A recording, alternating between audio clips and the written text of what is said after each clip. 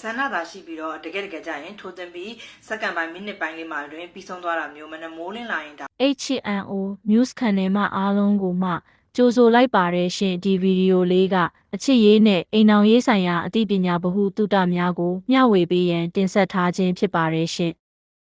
ဆန္ဒသာရှိပြီးတော့တကယ်ကြရင်ထိုးသွင်းပြီးစက္ကန့်ပိုင်းမိနစ်ပိုင်းလေးမှာတွင်ပြီးဆုံးသွားတာမျိုးမနဲ့မိုးလင်းလာရင်ဒါကလမ်းနေရမှာကိုပန်းလေးတွေကမလန်းဘူးဆိုတဲ့အခြေအနေကိုဘယ်လိုမျိုးလုပ်ရမလဲเนาะအဓိကတော့သုံးလွှတ်မြန်တာမှာမရှိဘူးမှာဇမရှေ့ကောက်တွေမှာလည်းမျှဝေခဲ့တယ်အမြတ်အုပ်စုနှစ်ခု꿰တယ်တစ်ခုကတော့အာသာဖြည့်တဲ့အချိန်အရန်များလွန်သွားတဲ့အခါကျရင်လေသုံးလွှတ်မြန်ခြင်းကဖြစ်သွားတယ်ပေါ့ဒါကိုဆွဲလန်းသွားတယ်ဆိုတဲ့အချိန်နောက်တစ်ခုကတော့အသက်ကြီးပိုင်းအသက်40အကိုတွေဝင်းကျင်ဆိုရင်တော့သူတို့ကနည်းနည်းလေးစိုးရွံ့တဲ့စိတ်ဖြစ်လာတယ်ကြောက်တဲ့စိတ်ဖြစ်လာလူငယ်လိုမျိုးဖြတ်လက်တဲ့စိတ်မရှိတဲ့အခါမှာတို့ဘာလဲဆိုထိန်းသိမ်းလိုက်တဲ့ထိန်းထားခြင်းကြောင့်တုတ်လွတ်တာကိုမထိန်းမဲနဲ့စီးတိတ်ရောင်သွားပြီးတော့အဲ့ဒီမှာလဲတကယ်ကြရင်လဲတုတ်လွတ်မြန်သွားတယ်ဆိုတဲ့အခြေအနေတွေရှိရတော့ဗီဒီယိုလေးကိုစောင့်အောင်ကြည့်ပေးစမ်းမျှဝေခြင်းနဲ့နီလန်လေးတွေရှိရပေါ့နော်အဲ့တော့ဗီဒီယိုလေးကိုစောင့်အောင်ကြည့်ပြီးတော့အကျိုးရှိရင်လဲ copy link လေးယူသွားပေးဖို့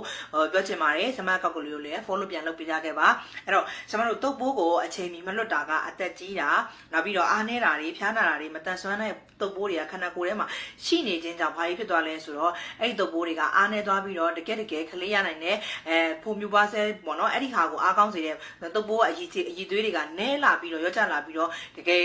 ဒီကလေးမရနိုင်တဲ့အခြေအနေမျိုးတွေတော့ဖြစ်သွားနိုင်တာမို့လို့တုပ်လွတ်တာကိုပုံမှန်လေးတစ်ပတ်ကိုဘယ်နဲ့တင်လွတ်တဲ့တယ်လို့ထင်လဲမဆွေကိုအောက်မှာ comment လေးမှန်းခဲ့ပြီးသိကျင်တဲ့အကိုတွေရှိရင်လည်းထပ်ပြီးတော့ comment မှာမှန်းခဲ့ပြီးပေါ့နော်တုပ်လွတ်မြန်နေလို့တဲ့စီးနီးလေးပေးပါလားဆိုပြီးတော့ကျွန်မမေးထားတဲ့သူတွေရှိတယ်အဲ့တော့သိပြီးကိုမာဒီလိုအခြေအနေဖြစ်နေတာဆိုရင်သူ့အလိုလိုပျောက်ဖို့အမျိုးသမီးတွေလိုမမျော်လင့်နဲ့နော်ရှင်တို့ကအိမ်နာဦးစီးတွေအမျိုးသားနဲ့မသမီးဆိုတာမတူဘူးအမျိုးသားဆိုတာကကိုယ်တိုင်လည်းငွေရှာနေတယ်ကိုလည်းခယူးဆိုင်ဖို့လိုတယ်ဆရာမဒီနေ့သမင်းဝယ်ရင်းနဲ့လေမိတ်ဆွေတယောက်နဲ့တွေ့တဲ့အခါမိတ်ဆွေရတော့မဟုတ်ဘူးเนาะဆက်စုလိုက်တာပေါ့เนาะဘေးနားမှာလည်းကျွန်တော်တို့မှာဆေးရုံတွေရှိတယ်ဂရင်တော့ဆေးရုံတွေရှိတယ်ပြီးပါလဲဒီမှာရိုးကျော်ဆေးရုံလည်းရှိတယ်ဆိုတော့ဆေးရုံမှာစအိုမှာတဲ့ဗာလဲ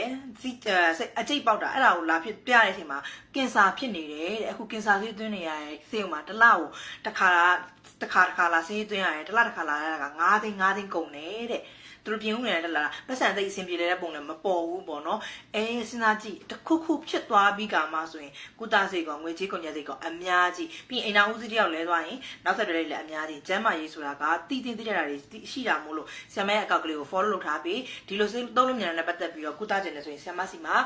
အမျိုးသားဖြည့်ဆွတ်တဲ့အမျိုးသားဟော်မုန်း testosterone ဆိုတဲ့ဟော်မုန်းကိုမြင့်တက်စေတဲ့အားဆေးတွေရှိတယ်ဆရာမအမြဲတမ်းလည်းပြောခဲ့တယ်ဆရာမစီမှာရှိတဲ့ဆေးကကျမ်းမာရေးနဲ့မညီညွတ်တဲ့တပွဲလိုဆေးမျိုးမဟုတ်ဘူးတပွဲလိုဆေးကတစ်ခါလေသုံးလို့ရပါတယ်ဒါပေမဲ့ရေရှည်မှာသုံးမယ်ဆိုရင်အားဆေးနေလိုမျိုးမဟုတ်ဘူးဆမစီကအားဆေးပါရှင်သုံးကျင်တယ်သိကျင်တယ်ဆိုရင်ဆမရဲ့နောက်ဗီဒီယိုတွေမှာဆက်ပြီးစောင့်ကြည့်ပေးပါအောင်เนาะတီးပြီးသားအကိုတွေကလည်းအရင်ကောက်ကသိရသူဆိုရင်လည်းတီးပြီးသားတွေเนาะအဲ့တော့တီးပြီးသားသူတွေရှိရင်လည်း comment မှတ်ခဲ့ပေးပါအောင်เนาะကျေးဇူးတင်ပါတယ်နောက်ဗီဒီယိုမှာနောက်ထပ်ဘဝတုဒ္ဒတွေနဲ့ထပ်ပြီးတော့ဆုံပါမယ်เนาะမဆွေကိုမျှော်ပေးကြပါအောင်ရှင်ကျမတို့တင်ဆက်သမျှကိုမလွတ်တမ်းကြည့်ရှုနိုင်ဖို့HNO သတင်း channel ကိုစာရင်းသွင်းမထားသေးပါကအခုပဲစာရင်းသွင်းထားဖို့မမေ့ပါနဲ့နော်ရှင်